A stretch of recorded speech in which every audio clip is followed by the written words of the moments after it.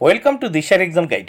প্রিয় দ্বিতীয় শ্রেণীর পরীক্ষার্থী বন্ধুরা, তোমাদের জন্য এই ভিডিওটিতে আমি আলোচনা করতে চলেছি দ্বিতীয় শ্রেণীর গণিত বিষয়ের প্রথম পর্যায়ক্রমিক মূল্যায়নপত্র 2026, অর্থাৎ 2026 সালের প্রথম ইউনিট টেস্টের দ্বিতীয় শ্রেণীর গণিত বিষয়ের প্রশ্নপত্র সম্পূর্ণ সমাধান সহ ভিডিওটিতে আলোচনা করতে চলেছি। পূর্ণমান 20, সময় 40 মিনিট।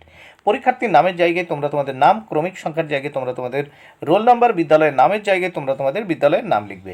প্রাথমিক শিক্ষা পর্ষদের নির্দেশ অনুযায়ী নবপ্রবর্তিত পদ্ধতি অনুসরণ করে এই প্রশ্নপত্রটি তৈরি হয়েছে। প্রথমে আমরা দেখে নেব এক দাগে। ছবি দেখে ফাঁকা ঘরে ঠিকমতো সংখ্যা লেখো।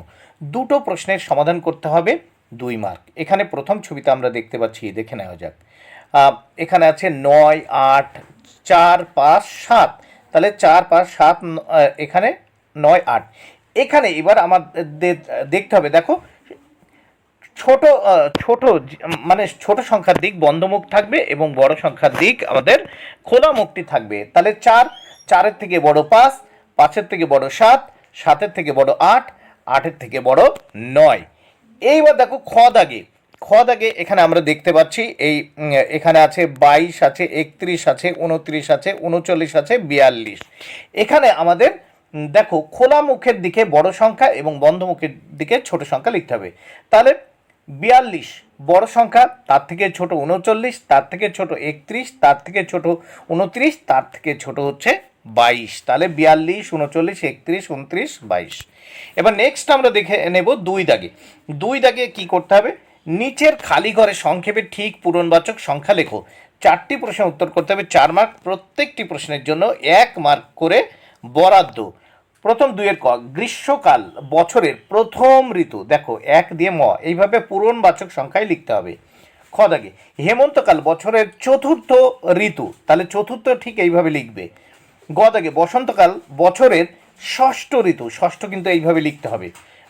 ঘ দাগে শীতকাল বছরের পঞ্চম ঋতু, ঠিক এইভাবে লিখতে হবে। নেক্সট আমরা 3 দাগে দেখব। 3 দাগে কি বলেছে, নিচের সংখ্যাগুলি দশকের ঘরের স্থানীয় মান লেখো। নিচের সংখ্যাগুলি দশকের ঘরের স্থানীয় মান লেখো। 4টি প্রশ্নের উত্তর করতে হবে, 4 মার্ক। প্রত্যেকটির জন্য কিন্তু 1 মার্ক করে বরাদ্দ। এখানে কতে 29 আছে, দশকের ঘরের সংখ্যা হচ্ছে 20। খতে 35 আছে, দশকের ঘরের সংখ্যা হচ্ছে স্থানীয় মান, দশকের ঘরের স্থানীয় মান হচ্ছে 30। গতে 18, দশকের ঘরের স্থানীয় মান 10। ঘতে 43 আছে, দশকের ঘরের স্থানীয় মান হচ্ছে 40। এবার আমরা এই প্রশ্নপত্রের নেক্সট পেজ দেখে নেব। নেক্সট পেজে কি বলেছে, 4 দাগে দেখে নেওয়া যাক। টাকা পয়সার হিসাব লেখো। এখানে টাকা পয়সার হিসাব লিখতে বলেছে। 4টি প্রশ্নের উত্তর করতে হবে, 4 মার্ক। প্রত্যেকটির জন্য 1 মার্ক করে বরাদ্দ। 4-এর ক, 7 টাকা 50 পয়সা সমান সমান 7.5 টাকা, শূন্যস্থানে 7.5 টাকা। খ দাগে 2 টাকা 50 পয়সা সমান সমান 2.5 টাকা।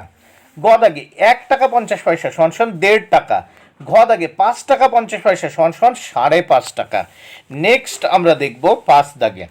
5 দাগে কি দেখো কি করতে হবে, যোগ ও বিয়োগ করো। 2টি প্রশ্নের উত্তর করতে হবে, 2 মার্ক। প্রত্যেকটির জন্য 1 মার্ক করে বরাদ্দ। 5-এর ক, এখানে দেখো 15 যোগ 11 আছে, আমরা যোগ করব। দেখো প্রথম এই 5 আর 1 যোগ করলাম 6, আর 1 আর 1 যোগ করলে 2, 26 হলো। এবার খ দাগে 7 বিয়োগ 2, দেখো 7-এর থেকে 2 বিয়োগ করলে থাকে 5। নেক্সট আমরা দেখব 6 দাগে। 6 দাগে কি বলেছে দেখে নেওয়া যাক। সমস্যাগুলি সমাধান করো। 2টি প্রশ্নের উত্তর করতে হবে, 4 মার্ক। প্রত্যেকটির জন্য 2 মার্ক করে বরাদ্দ। 6-এর ক, পরিবেশ দিবসে গাছ লাগাবো। আমরা 23টি গাছ লাগিয়েছি। দিদিমণিরা 36টি গাছ লাগিয়েছেন। সবাই মিলে মোট কটি গাছ লাগিয়েছি, দেখো 23 যোগ 36। দেখো আমরা 23টি গাছ লাগিয়েছি, দিদিমণিরা লাগিয়েছেন 36টি, তাহলে 23 যোগ 36। এবার আমরা যোগ করব। দেখো প্রথম 3 আর 6 যোগ করলাম, 6 আর 3 9। তারপর 2 আর 3 যোগ করলাম, 3 আর 2 5, 59। অতএব সবাই মিলে 59টি গাছ লাগিয়েছি। এবার খ দাগে কি বলেছে দেখে নেওয়া যাক। বাবা মিলিকে 6টি বেলুন দিল, তার থেকে 3টি বেলুন ফেটে গেল। এখন মিলির কাছে কটা বেলুন রইল? তাহলে দেখো বাবা মিলিকে 6টি বেলুন দিয়েছিল এবং 3টে বেলুন ফেটে গেল, মানে বিয়োগ 3। তাহলে 6 থেকে 3 বিয়োগ করলাম, থাকলো 3। অতএব এখন মিলির কাছে 3টি বেলুন আছে। বন্ধুরা, ভিডিওটি ভালো লাগলে অবশ্যই লাইক, কমেন্টে শেয়ার করো। Thank you very much. Keep watching my